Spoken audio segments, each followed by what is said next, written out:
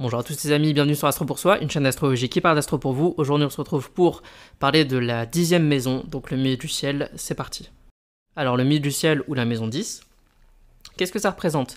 Comme j'ai dit dans la vidéo sur le fond du ciel, la maison 10, ça va représenter la vie publique.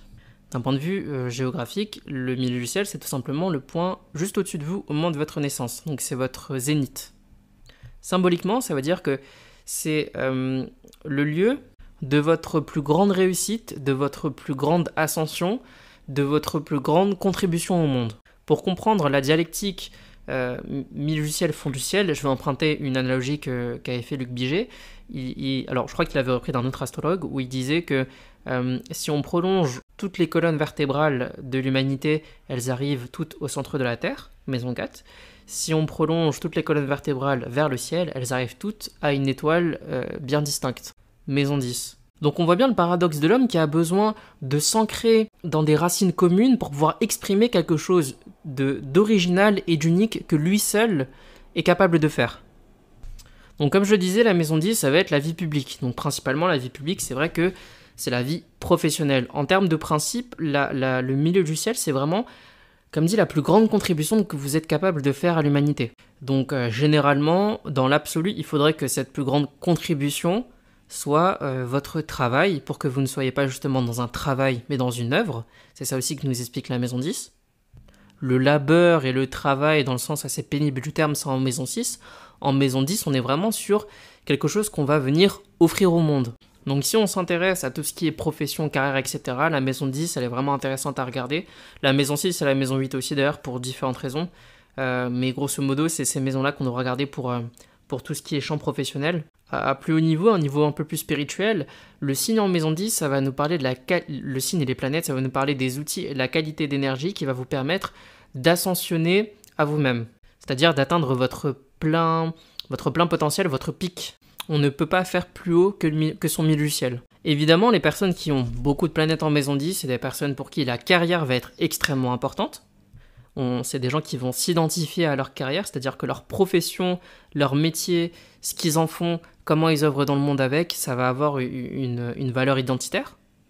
La question de la maison 10, c'est vraiment comment je trouve ma place dans le monde et qu'est-ce que je vais y faire. La question, c'est comment, qui je suis, l'ascendant, avec mes dons, maison 2, mes racines et mes ressources, maison 4, je vais pouvoir m'exprimer, interagir avec le monde. À un niveau un peu plus événementiel, le signe qui est à la pointe de la maison 10, c'est la manière dont les gens me voient. Alors, je vous ai déjà dit ça pour la maison 7.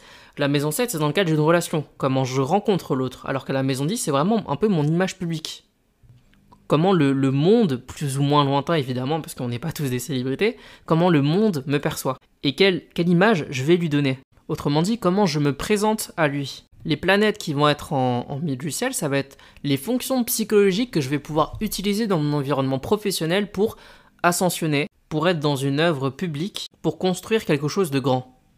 Il y a vraiment une notion de destinée en maison 10. La maison où va se trouver le maître de la maison 10, ça va être le champ d'expérience qui va le plus se rapprocher de ma véritable vocation professionnelle.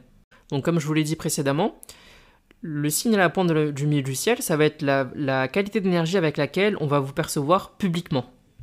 Puis dans un second temps, ça va être la qualité d'énergie que vous êtes le plus capable de représenter et de répandre dans le monde. C'est assez marrant parce que souvent le signe que vous avez dans votre thème en milieu du ciel, c'est un signe que vous appréciez beaucoup. C'est un signe que vous avez tendance à idéaliser, dont vous reconnaissez les qualités. Mais tout simplement, encore une fois, parce que c'est des qualités que vous n'avez pas encore manifestées chez vous et que vous allez du coup représenter vous-même publiquement. C'est aussi un peu votre manière, comme dit, l'atmosphère avec laquelle vous allez aborder votre vie professionnelle. Et encore une fois, les planètes en milieu du ciel, c'est les fonctions psychologiques que vous allez pouvoir utiliser dans votre vie pro ou à très haut niveau que vous allez pouvoir utiliser pour ascensionner. Si on prend quelques exemples, si vous avez par exemple le milieu du ciel en balance, le milieu du ciel en balance, ça veut dire que la plus grande qualité d'énergie que vous êtes capable de répandre dans le monde, ça va être l'harmonie, ça va être le relationnel. Vous allez chercher à avoir une ambiance de communication, une ambiance d'équité, d'équilibre dans vos relations professionnelles. Les qualités balance devront être développées pour pouvoir exercer sa profession. Milieu du ciel en vierge, c'est les qualités de précision, de rigueur, d'intelligence pratique que vous allez devoir développer dans votre profession. À un autre niveau de lecture, par exemple, si vous avez le milieu du ciel en capricorne, on vous perçoit comme quelqu'un de sérieux, de discipliné, qui est capable d'engagement sur le long terme, qui fait preuve d'une certaine sévérité et d'un certain ascétisme. Autre exemple, si votre maître du milieu du ciel se trouve en maison 7, alors le champ d'expérience qui va être le plus proche de votre vocation, ça va être un champ où on va s'associer à des gens, où on va créer des relations, on va être en contact avec l'autre.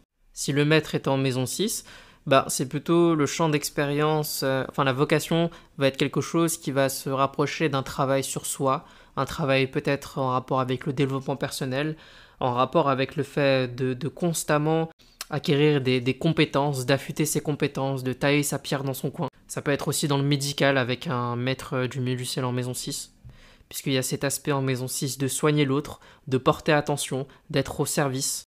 Maître du milieu du ciel en maison 12, par exemple, c'est les activités occultes, ésotériques qui vont être le plus proches de la vocation. En maison 8, ça peut être la banque, la finance, la psychologie, tout ce qui va être de l'ordre de la gestion des énergies collectives. Donc c'était tout pour le milieu du ciel, donc n'hésitez pas à lâcher un petit pouce bleu si ça vous a plu, un commentaire, à vous abonner à la chaîne évidemment. On se retrouve du coup pour la prochaine vidéo qui sera, je pense, sur la maison 2. Au revoir.